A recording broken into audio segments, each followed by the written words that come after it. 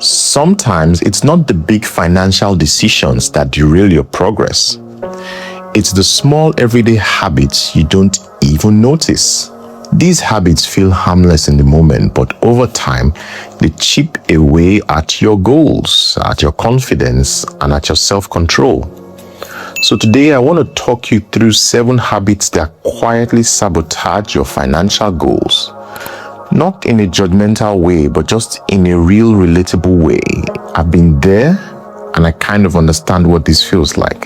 So let's talk about the things we do without thinking and how they shape our financial journey more than we realize. Number 1, avoiding your finances because you're afraid of what you see. A lot of people avoid checking their bank balance or reviewing their spending because they are scared of it, that it will stress them out. It feels easier to look away and hope things magically sort themselves out. But the truth is, avoiding your finances creates more anxiety. It doesn't create less. When you don't know what's happening with your money, your mind fills in the gap with fear, with assumptions. You start imagining the worst, even when the reality might be manageable.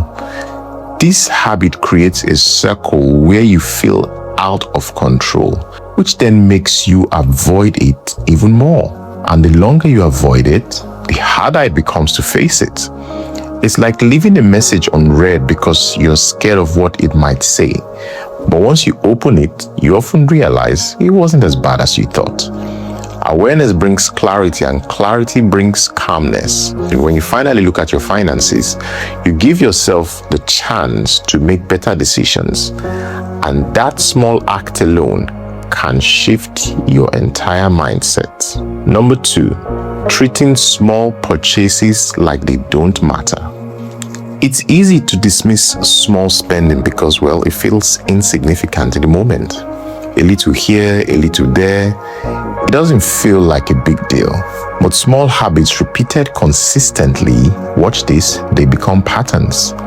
And patterns shape your financial reality. The danger isn't the small purchase itself, it's the lack of awareness around it.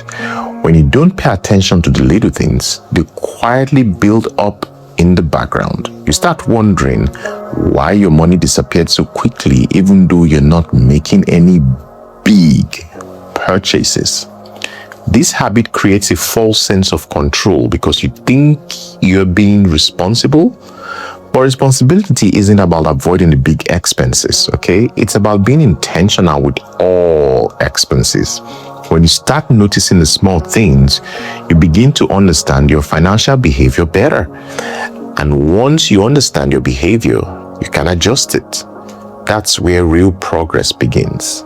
Number 3, believing future you will somehow fix everything.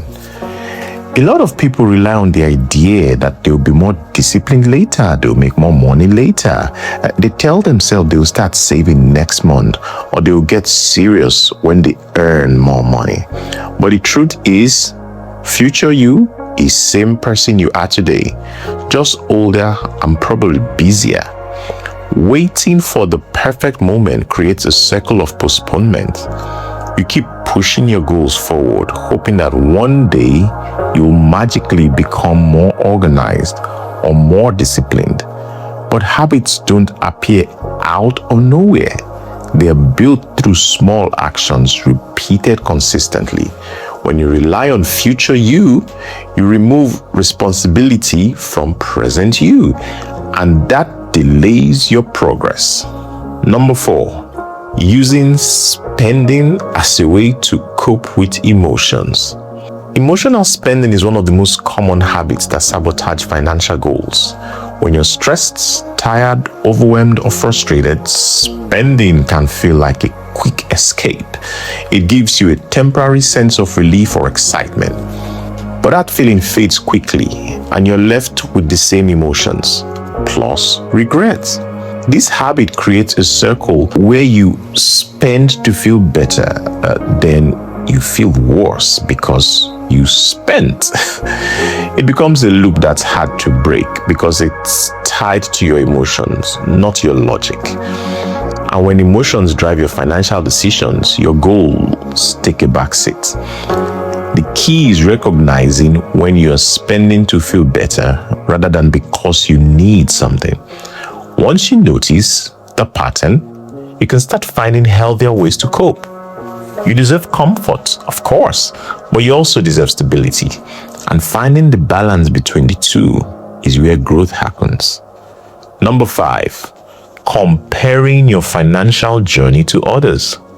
Comparison is one of the quickest ways to sabotage your confidence. When you see other people buying things, achieving milestones, or living a certain lifestyle, it's easy to feel like you're behind. But someone's financial journey is different from the other person's. Different income, different responsibilities, different opportunities. When you compare yourself to others, you start making decisions based on pressure instead of purpose. You might overspend to keep up or rush goals that require patience. This habit creates unnecessary stress and distracts you from your own progress.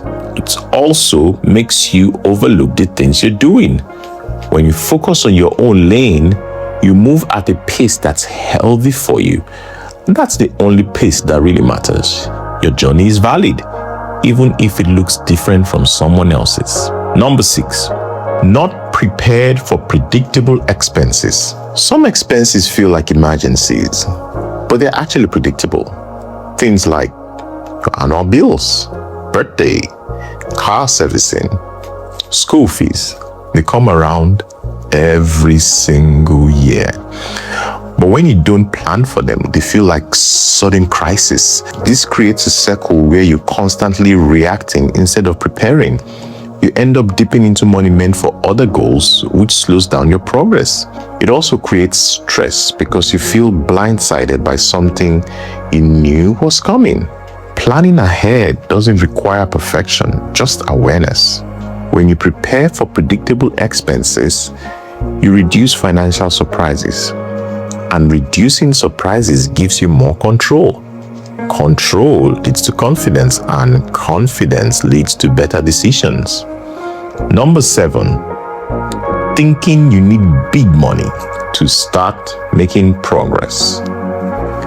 This belief stops more people than anything else. Many people think they need a large amount of money before they can start saving, investing, or working towards their goals. But progress doesn't start with big money. It starts with consistency. When you wait for the right amount, you delay the habits that actually create financial stability. Small steps build discipline, and discipline builds results. The habit matters more than the amount, okay? When you start small, you remove the pressure and make the process feel achievable. Over time, these small actions compound into something meaningful, and that's how real financial progress is built. Not through big leaps, but through steady steps.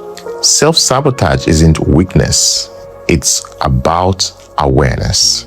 Once you recognize the habits holding you back, you can replace them with healthier ones that support your goals. And the moment you become aware, you're already halfway to change.